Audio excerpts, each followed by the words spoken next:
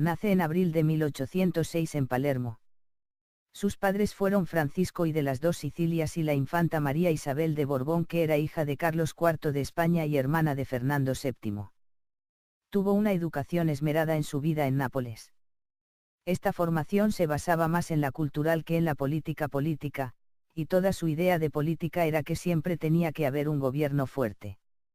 El marqués de Villaurrutia describe a María Cristina de la siguiente forma: era considerada Cristina como hermosa, no por la corrección de sus facciones, sino por el conjunto, según se puede apreciar en el retrato de don Vicente López, cuyo pincel, como el de Goya, no pecó de cortesano y lisonjero.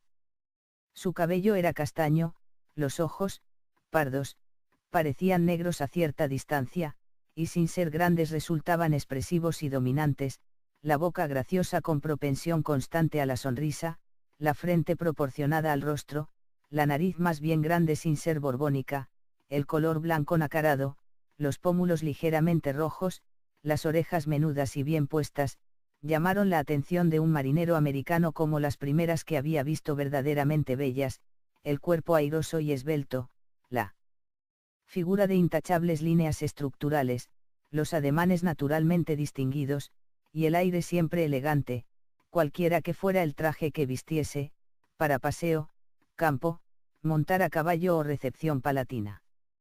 Cuando entró en Madrid, sin estar delgada, no era mujer de mucho volumen, pero al poco tiempo adquirió su cuerpo ciertas líneas curvas, en España como en Oriente muy apreciadas, por el mayor relieve que dan a la hermosura femenina. El matrimonio con Fernando VII. En mayo de 1929, muere la tercera esposa de Fernando VII, María Josefa Amalia de Sajonia, sin haber tenido descendiente con ninguna de las tres esposas que ya había tenido. Luisa Carlota, hija de los reyes de Sicilia, influye para que un familiar suyo se casara con el rey español. La elegida es María Cristina, que era sobrina de Fernando VII. El rey tenía 22 años más que María Cristina. Fernando VII y María Cristina paseando por los jardines del Palacio de Aranjuez, en 1830. Óleo de Luis Cruz y Ríos, 498 x 710 centímetros. Museo de Bellas Artes de Asturias. María Cristina llega a España a principios de diciembre de 1829. Así, el 11 de diciembre de 1829, se celebra la boda en Aranjuez. Es bien recibida por los liberales, pues un posible hijo lo haría heredero y desplazaría al príncipe Carlos María Isidro, que era conocido por su talante absolutista y conservador, reacio a cualquier cambio político y social. Fernando VII padecía una macrosomía genital, fruto de la costumbre matrimonial borbónica de casarse primos con primos para preservar la sangre real. Era comentario común en la corte madrileña el tamaño anormalmente grande del miembro viril del rey. Así, el escritor Prosper Mérimée lo describe tan gordo como el puño en su extremidad. Rápidamente María Cristina quedó embarazada y el 30 de octubre de 1830 nace la futura Isabel II. En el momento que María Cristina queda embarazada, Fernando VII activa la pragmática sanción de 1789 y anula la ley sálica, que de este modo permitiría reinar a las mujeres. Nuevamente la reina queda embarazada y, el 30 de enero de 1832, da a luz a una segunda niña, Luisa Fernanda, que sería casada con el duque de Montpensier. A mediados del año 1832, enferma gravemente el rey y su primer ministro Francisco Tadeo Calomarde consigue hacer firmar la derogación de la pragmática sanción aprovechando su debilidad. Sin embargo, consigue recuperarse de su enfermedad y anula esta firma. Destituye a su primer ministro y hace que María Cristina actúe como gobernanta. Los liberales ofrecieron todo su apoyo a María Cristina con el objetivo de reforzarla y conseguir que no llegara al poder Carlos María Isidro. Concedió una amnistía a los liberales presos e hizo que algunos ocuparan puestos de responsabilidad. Muere Fernando VII, el 29 de septiembre de 1833. Es nombrada regenta inmediatamente debido a la minoría de edad de la futura Isabel II, pues tenía entonces 3 años. El matrimonio morganático. El 28 de diciembre de 1833, a los 3 meses de quedarse viuda contrajo matrimonio morganático en secreto con un sargento de su guardia de corps, Agustín Fernando Muñoz y Sánchez. Fernando Muñoz entró en la guardia de corps gracias a que su abuela paterna Eugenia Funes había sido nodriza de una de las hermanas del rey Fernando VII. Hay dos versiones. La primera nos dice que una noche María Cristina se fijó en él y le preguntó si se cansaba, a lo que Fernando respondió: en servicio a su majestad no puedo cansarme nunca. La respuesta satisfizo tanto a María Cristina, que enseguida quedó libre de servicio y ya la atendía nocturnamente en su lecho. La segunda versión es el relato de su nieta María de la Paz Juana Amelia Adalberta Francisca de Paula Juana Bautista Isabel Francisca de Asís. Otra característica de los Borbones es la amplia utilización de nombres, como vemos en este ejemplo. La historia decía, que la reina madre se encontraba paseando con su carruaje, yendo y viniendo de vacaciones, cuando a consecuencia de un bache se dio un golpe en la nariz y empezó a sangrar. Entonces solicitó a su dama de compañía le facilitase un pañuelo y como ésta no lo tenía aceptó el de uno de los miembros de su escolta y así empezó la relación. El sacerdote que ofició la ceremonia fue Marcos Aniano González, que era amigo del novio y siguió al matrimonio durante 3 lustros tanto como capellán de palacio y único confesor de María Cristina. La ceremonia se celebró en el Palacio de Oriente, a las 7:30 de la mañana, actuando como testigos el Marqués de Herrera y Miguel López de Acevedo. Entonces María Cristina tenía 27 años y Fernando Muñoz 24. María Cristina era muy religiosa y no quería vivir su relación con Muñoz fuera del matrimonio, pero si se casaba con él perdía sus títulos y sus privilegios. Las sospechas trascendieron pese a los esfuerzos por mantener oculta la relación y el matrimonio secreto. María Cristina, que aparecía en numerosos actos públicos, intentaba disimular sus embarazos a base de emplear amplios vestidos, que ocultasen su abultado vientre. Estas sospechas se debieron a los 5 embarazos de la regente que delataban las relaciones con otra persona. Así se decía: la regente es una dama casada en secreto y embarazada en público. Sus enemigos políticos y rivales los carlistas también le dedicaron coplillas alusivas a sus embarazos. Clamaban los liberales que la reina no paría. Y ha parido más Muñoces. ¿Qué liberales había? También fue famosa en esta época la canción popular dedicada a la regente María Cristina y que todos hemos oído alguna vez. María Cristina me quiere gobernar. Y yo le sigo la corriente.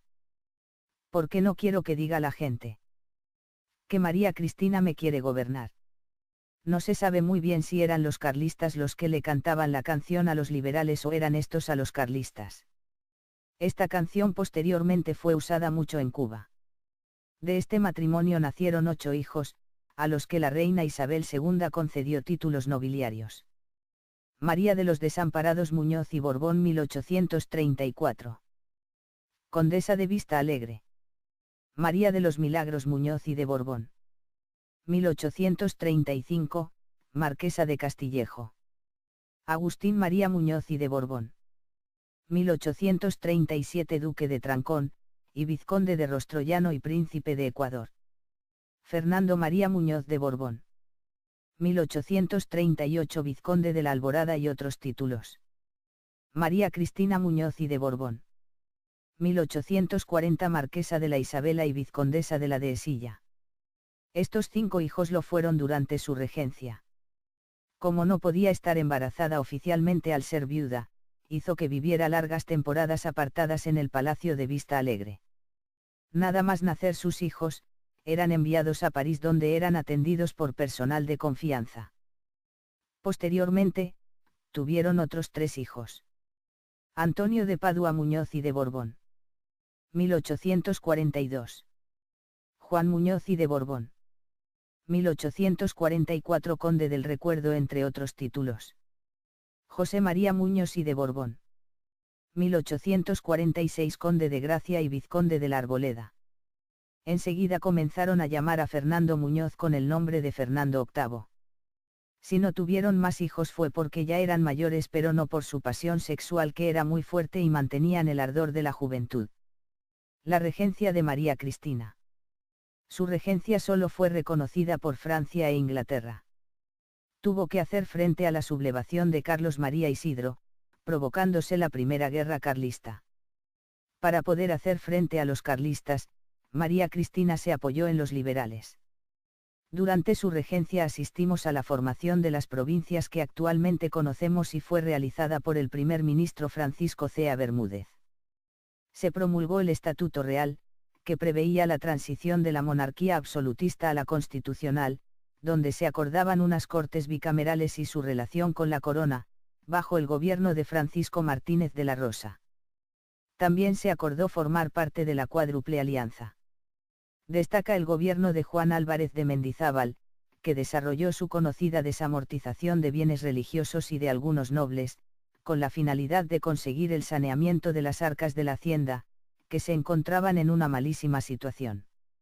Estos bienes desamortizados fueron vendidos en subasta, por lo que se favoreció la creación de un nuevo grupo de terratenientes, que marcarían el posterior desarrollo político. Tuvo que hacer frente al motín de los sargentos de la Granja, donde se le obligó a restablecer la Constitución de Cádiz de 1812. A partir de ese momento, se apoyó mucho más en los sectores moderados. En 1839, se acaba la guerra carlista con la firma del Convenio de Vergara. A principio de 1840, se aprueba la Ley de Ayuntamientos donde se permitía a la corona elegir los alcaldes de las capitales de provincias, con el rechazo de los progresistas. Enfrentó también varios intentos liberales, hasta que el general Baldomero Espartero, aprovechando la baja popularidad de la regente, le hizo renunciar a la regencia y salió exiliada del país. Espartero se sublevó y le quiso imponer un gobierno progresista, a lo que la regente se negó, lo que significó su exilio. Antes de partir, sin embargo, pudo decirle a Espartero: te hice duque, pero no he logrado hacerte caballero. Espartero, tras la salida de la regente, hizo público el acta de su matrimonio con Fernando Muñoz, lo que aumentó el escándalo todavía más. María Cristina huye por el puerto de Valencia, el 17 de octubre de 1840, en el vapor Mercurio, que la lleva a Marsella. A su llegada al puerto francés declaraba que su renuncia a la regencia fue forzada. Posteriormente se traslada a Roma, donde permaneció 3 meses hasta que el Papa Gregorio XVI le dio la bendición a su matrimonio morganático. Termina refugiándose en Francia, donde es acogida por sus tíos Luis Felipe de Orleans y María Amelia. Se compró el Palacio de la Malmaison, que había pertenecido a Josefina Bonaparte. Inmediatamente empezó a conspirar, así al año del exilio, apoyó un golpe de Estado encabezado por el general O'Donnell, que se sublevó en Pamplona, Bilbao y Zaragoza, y el general Narváez en Andalucía. En el año 1842 constituyó una sociedad secreta, la Orden Militar Española, con la finalidad de conspirar contra Espartero. De esta orden formaban parte O'Donnell y Narváez. Al mismo tiempo, formó una junta civil presidida por Martínez de la Rosa, que hacía las veces de gobierno en el exilio. El 30 de julio, Espartero tiene que abandonar la regencia y salir de España tras la sublevación militar encabezada por O'Donnell, Narváez y Prim. Se declara mayor de edad a Isabel II a pesar de que tenía 13 años. Presta juramento como reina, el 8 de noviembre de 1842. Con la entronización como reina de Isabel II, se permite el regreso de su madre. Por decisión de Isabel II se legaliza su matrimonio y se celebra una nueva ceremonia de boda, el 12 de octubre de 1844. Las Cortes confirmaron la legalidad del matrimonio. Al ser todo legalizado, Fernando Muñoz fue nombrado duque de Riansares y Grande de España. Al principio se instaló a vivir en la Palacio Real, pero para evitar susceptibilidades se trasladaron posteriormente al palacete de la calle de las Rejas. En 1845, participa en un intento de restauración de la monarquía en Ecuador a petición del presidente Juan José Flores. Este proyecto presentaba 2 partes: la primera consistía en que su hijo, Agustín Muñoz y Borbón, se convirtiera en príncipe de Ecuador y, más tarde, sería nombrado rey de Perú y Bolivia, uniendo los 3 países en una sola nación a la que llamarían Reino Unido de Ecuador, Perú y Bolivia. Sin embargo, el presidente Flores fue depuesto por la revolución marxista y todo se vino abajo. María Cristina tuvo una gran influencia en el matrimonio de Isabel II con Francisco de Asís, que era un hombre todo lo opuesto a lo que ella necesitaba. Ella tenía una gran actividad sexual y era ninfómana, mientras que Francisco de Asís era gay, conocido como Don Paquito. El matrimonio se realizó el 10 de octubre de 1846. La relación entre ambas fue deteriorándose, donde María Cristina afeaba el comportamiento sexual de Isabel II. A todo ello, debe unirse, que quería seguir influyendo en la vida política del país. En 1854, se produce la bicalvarada con O'Donnell a la cabeza. Una de las demandas que exigen los sublevados es que se aparte a María Cristina de la política. Consecuencia de estas protestas es que fueron incendiados los palacios de María Cristina, el de José de Salamanca y el del conde de San Luis. Esta es la carta, que le escribe O'Donnell a Isabel II. Desoiga también cinco majestad los consejos artificiosos y parciales de la reina madre. Esta señora parece que lleva a cinco majestad en su señora y la dio a luz para complacerse luego en inmolarla a su capricho y a la insaciable sed de oro de que está devorada. Fuera de la vida, nada debe 5M a la reina Cristina, ni ella ha otorgado a España beneficio alguno para que 5M le tribute sumisión y obediencia en su conducta regia. Apenas descendió a la tumba el padre de cinco majestad la viuda gobernadora del reino, daba a 5M el pernicioso ejemplo de un amor impuro que principió por el escándalo, que concluyó 10 años después por un casamiento morganático y que ha traído males incalculables. Poco se verá ella misma en los principios de sana moral que deben ser la base y fundamento de la educación de los príncipes, ni supo inculcarlos. Mientras fue niña, no se cuidó más que de acumular oro y de preparar desde temprano un peculio crecido a su futura prole. Apenas ha habido contratas lucrosas de buena a mala ley, especulaciones onerosas, privilegios monopolizadores a que no se haya visto asociado el nombre de la reina madre. El resorte para que un ministro o un hombre público haya obtenido la protección y apoyo de esa señora, o provocado su animadversión, ha sido pactar o no con ella el servicio de sus intereses. Esto lo sabe el pueblo. En 1854, tras el golpe liberal de O'Donnell inicia su segundo exilio y definitivo, saliendo hacia Portugal. Posteriormente se trasladaría nuevamente a Francia, instalándose en Sainte-Adresse, donde vivió más de 20 años. Perdió la pensión vitalicia que le había concedido las Cortes. En 1956, le fue devuelto por el Estado todos los bienes confiscado con su segundo exilio. Visitó el país, en 1864, bajo el gobierno de Narváez, estando poco en Madrid y visitando Asturias, tierra de sus florecientes negocios. Volvió nuevamente, en 1868, con motivo de la boda de la infanta Isabel, la chata con el príncipe Cayetano de Borbón dos Sicilias. En 1876, volvió con el apoyo de Cánovas del Castillo para enterrar a su marido en Tarancón. Su última presencia en el país fue para asistir a la boda de su nieto Alfonso XII con Mercedes de Orleans en 1878. La gran pasión de María Cristina fueron los negocios y para ello contó con grandes personajes como el general Narváez y José de Salamanca. No dudó en desviar fondos estatales para sus inversiones particulares. Se decía que no había proyecto industrial en el que la reina madre no tuviera intereses. Fernando Muñoz fue el promotor de diversas empresas por todo el país, destacando las de ferrocarriles que por aquellos tiempos empezaban a abrirse camino, haciendo inversiones en este sector en Asturias.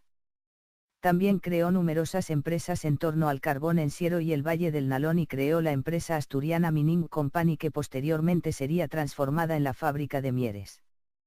También participó activamente en el negocio de la sal, durante 5 años disfrutó del monopolio de dicho producto, lo cual le dio pingues beneficios. También participó en el negocio de los negreros, en compañía del general Narváez, fundador de la Guardia Civil. Obtuvo la concesión de la línea férrea Madrid-Aranjuez, que fue inaugurada, el 7 de diciembre de 1851, que posteriormente se extendería hasta Albacete y Alicante.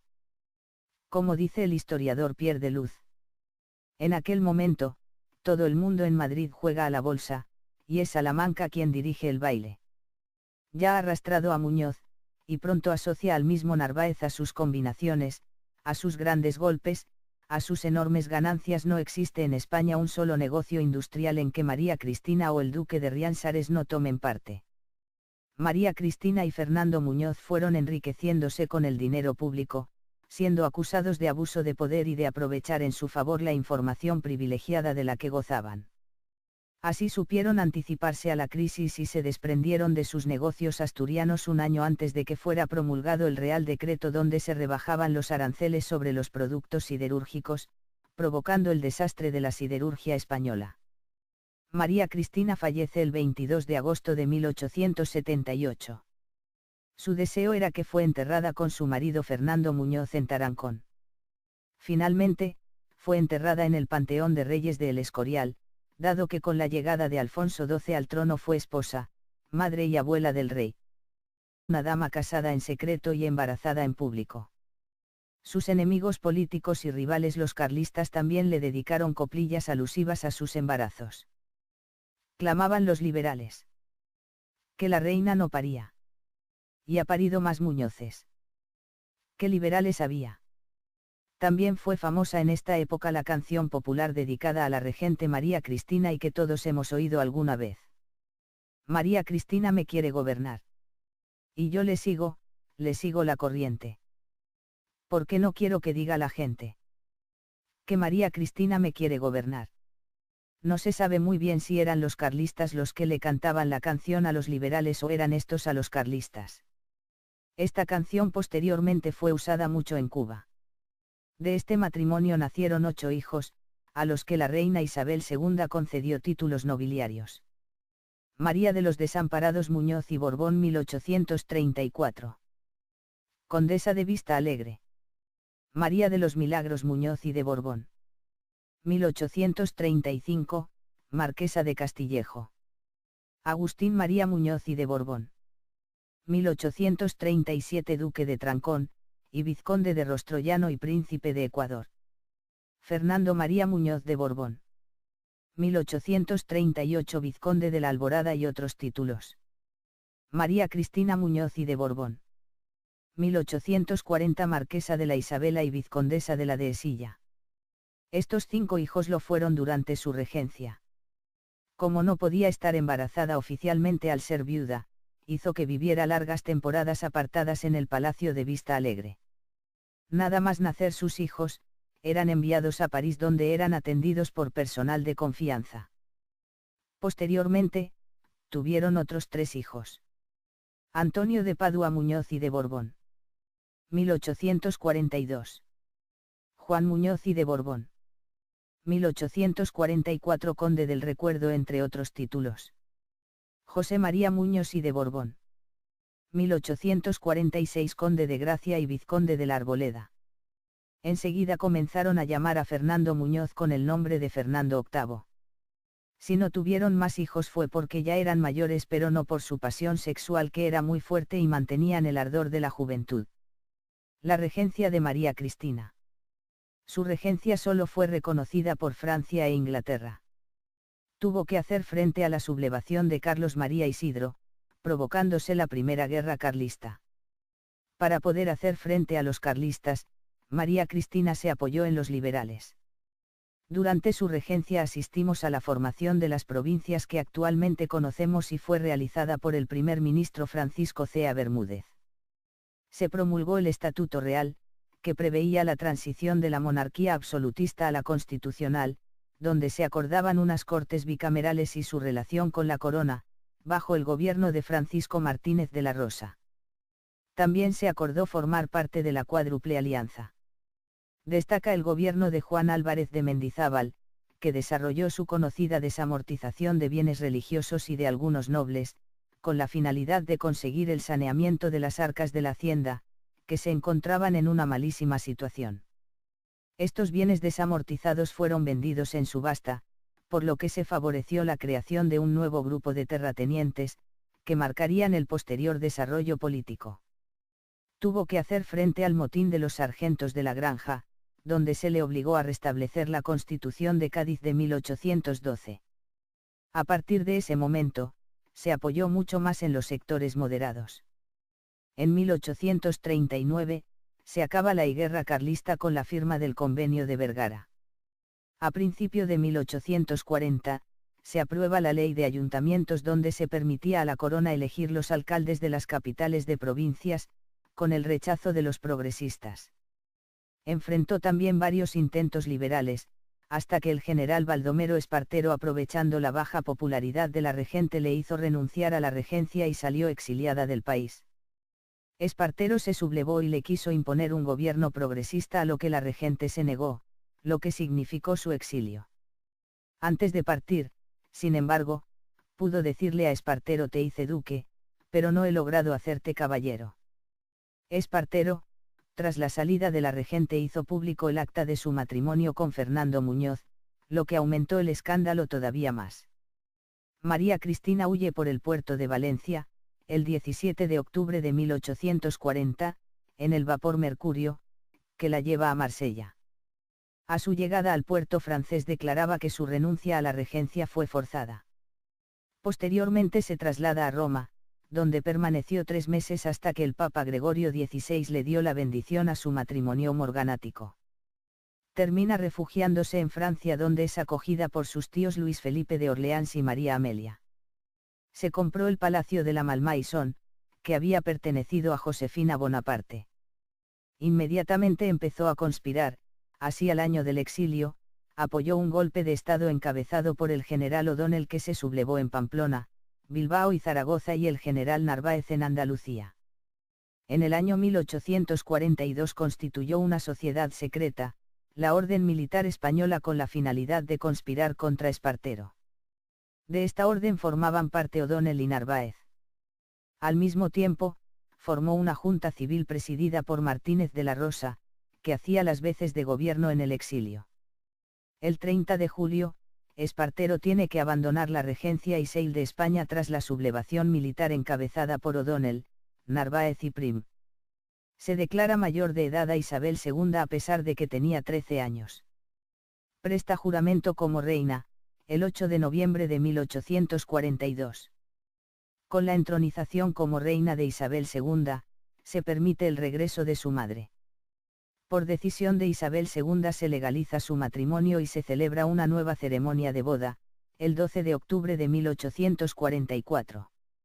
Las Cortes confirmaron la legalidad del matrimonio. Al ser todo legalizado, Fernando Muñoz fue nombrado duque de Riansares y Grande de España. Al principio se instaló a vivir en la Palacio Real, pero para evitar susceptibilidades se trasladaron posteriormente al palacete de la calle de las Rejas. En 1845, participa en un intento de restauración de la monarquía en Ecuador a petición del presidente Juan José Flores. Este proyecto presentaba 2 partes: la activa la pragmática sanción de 1789 y anula la ley sálica, que de este modo permitiría reinar a las mujeres. Nuevamente la reina queda embarazada y, el 30 de enero de 1832, da a luz a una segunda niña, Luisa Fernanda, que sería casada con el duque de Montpensier. A mediados del año 1832, enferma gravemente el rey y su primer ministro Francisco Tadeo Calomarde consigue hacer firmar la derogación de la pragmática sanción aprovechando su debilidad. Sin embargo, consigue recuperarse de su enfermedad y anula esta firma. Destituye a su primer ministro y hace que María Cristina actúe como gobernanta. Los liberales ofrecieron todo su apoyo a María Cristina con el objetivo de reforzarla y conseguir que no llegara al poder Carlos María Isidro. Concedió una amnistía a los liberales presos e hizo que algunos ocuparan puestos de responsabilidad. Muere Fernando VII, el 29 de septiembre de 1833. Es nombrada regenta inmediatamente debido a la minoría de edad de la futura Isabel II, pues tenía entonces 3 años. El matrimonio morganático. El 28 de diciembre de 1833, a los 3 meses de quedarse viuda, contrajo matrimonio morganático en secreto con un sargento de su guardia de corps, Agustín Fernando Muñoz y Sánchez. Fernando Muñoz entró en la guardia de corps gracias a que su abuela paterna Eugenia Funes había sido nodriza de una de las hermanas del rey Fernando VII. Hay 2 versiones. La primera nos dice que una noche María Cristina se fijó en él y le preguntó si se cansaba, a lo que Fernando respondió: en servicio a su majestad no puedo cansarme nunca. La respuesta satisfizo tanto a María Cristina, que enseguida quedó libre de servicio y ya la atendía nocturnamente en su lecho. La segunda versión es el relato de su nieta María de la Paz Juana Amelia Adalberta Francisca de Paula Juana Bautista Isabel Francisca de Asís. Otra característica de los Borbones es la amplia utilización de nombres, como vemos en este ejemplo. La historia decía, que la reina madre se encontraba paseando con su carruaje, yendo y viniendo de vacaciones, cuando a consecuencia de un bache se dio un golpe en la nariz y empezó a sangrar. Entonces solicitó a su dama de compañía le facilitase un pañuelo y como ésta no lo tenía aceptó el de uno de los miembros de su escolta y así empezó la relación. El sacerdote que ofició la ceremonia fue Marcos Aniano González, que era amigo del novio y siguió al matrimonio durante 3 lustros tanto como capellán de palacio y único confesor de María Cristina. La ceremonia se celebró en el Palacio de Oriente, a las 7:30 de la mañana, actuando como testigos el Marqués de Herrera y Miguel López de Acevedo. Entonces María Cristina tenía 27 años y Fernando Muñoz 24. María Cristina era muy religiosa y no quería vivir su relación con Muñoz fuera del matrimonio, pero si se casaba con él perdía sus títulos y sus privilegios. Las sospechas trascendieron pese a los esfuerzos por mantener oculta la relación y el matrimonio secreto. María Cristina, que aparecía en numerosos actos públicos, intentaba disimular sus embarazos a base de emplear amplios vestidos, que ocultasen su abultado vientre. Estas sospechas se debieron a los 5 embarazos de la regente que delataban las relaciones con otra persona. Así se decía la regente nace en abril de 1806 en Palermo. Sus padres fueron Francisco I de las Dos Sicilias y la infanta María Isabel de Borbón, que era hija de Carlos IV de España y hermana de Fernando VII. Tuvo una educación esmerada en su vida en Nápoles. Esta formación se basaba más en la cultural que en la política, y toda su idea de política era que siempre tenía que haber un gobierno fuerte. El marqués de Villaurrutia describe a María Cristina de la siguiente forma: era considerada Cristina como hermosa, no por la corrección de sus facciones, sino por el conjunto, según se puede apreciar en el retrato de don Vicente López, cuyo pincel, como el de Goya, no pecó de cortesano y lisonjero. Su cabello era castaño, los ojos, pardos, parecían negros a cierta distancia, y sin ser grandes resultaban expresivos y dominantes, la boca graciosa con propensión constante a la sonrisa, la frente proporcionada al rostro, la nariz más bien grande sin ser borbónica, el color blanco nacarado, los pómulos ligeramente rojos, las orejas menudas y bien puestas, llamaron la atención de un marinero americano como las primeras que había visto verdaderamente bellas, el cuerpo airoso y esbelto, la figura de intachables líneas estructurales, los ademanes naturalmente distinguidos, y el aire siempre elegante, cualquiera que fuera el traje que vistiese, para paseo, campo, montar a caballo o recepción palatina. Cuando entró en Madrid, sin estar delgada, no era mujer de mucho volumen, pero al poco tiempo adquirió su cuerpo ciertas líneas curvas, en España como en Oriente muy apreciadas, por el mayor relieve que dan a la hermosura femenina. El matrimonio con Fernando VII. En mayo de 1929, muere la tercera esposa de Fernando VII, María Josefa Amalia de Sajonia, sin haber tenido descendiente con ninguna de las 3 esposas que ya había tenido. Luisa Carlota, hija de los reyes de Sicilia, influye para que un familiar suyo se casara con el rey español. La elegida es María Cristina, que era sobrina de Fernando VII. El rey tenía 22 años más que María Cristina. Fernando VII y María Cristina paseando por los jardines del Palacio de Aranjuez, en 1830. Óleo de Luis Cruz y Ríos, 498 x 710 centímetros. Museo de Bellas Artes de Asturias. María Cristina llega a España a principios de diciembre de 1829. Así, el 11 de diciembre de 1829, se celebra la boda en Aranjuez. Es bien recibida por los liberales, pues un posible hijo lo haría heredero y desplazaría al príncipe Carlos María Isidro, que era conocido por su talante absolutista y conservador, reacio a cualquier cambio político y social.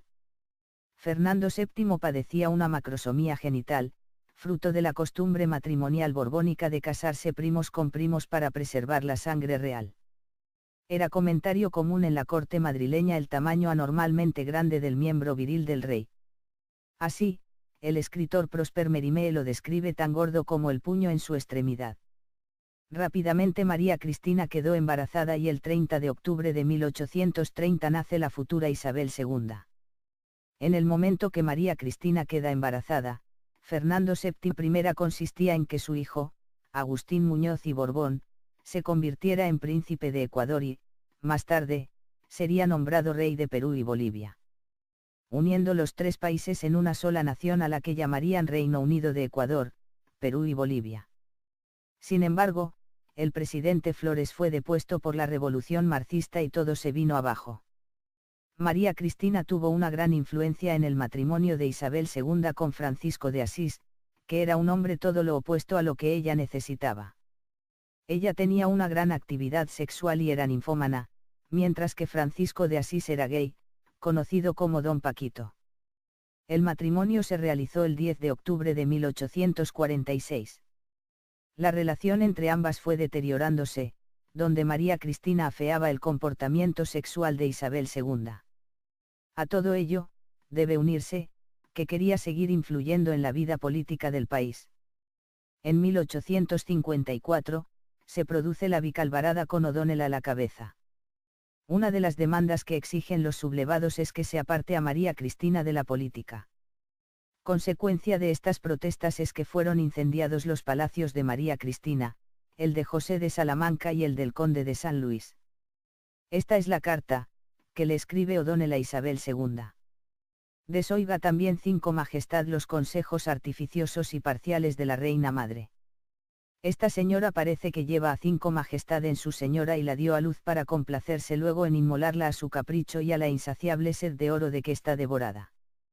Fuera de la vida, nada debe 5M a la Reina Cristina, ni ella ha otorgado a España beneficio alguno para que 5M le tribute sumisión y obediencia en su conducta regia. Apenas descendió a la tumba el padre de 5 Majestad, la viuda gobernadora del reino, daba a 5M el pernicioso ejemplo de un amor impuro que principió por el escándalo, que concluyó 10 años después por un casamiento morganático y que ha traído males incalculables. Poco se verá ella misma en los principios de sana moral que deben ser la base y fundamento de la educación de los príncipes, ni supo inculcarlos. Mientras fue niña, no se cuidó más que de acumular oro y de preparar desde temprano un peculio crecido a su futura prole. Apenas ha habido contratas lucrosas de buena a mala ley, especulaciones onerosas, privilegios monopolizadores a que no se haya visto asociado el nombre de la Reina Madre.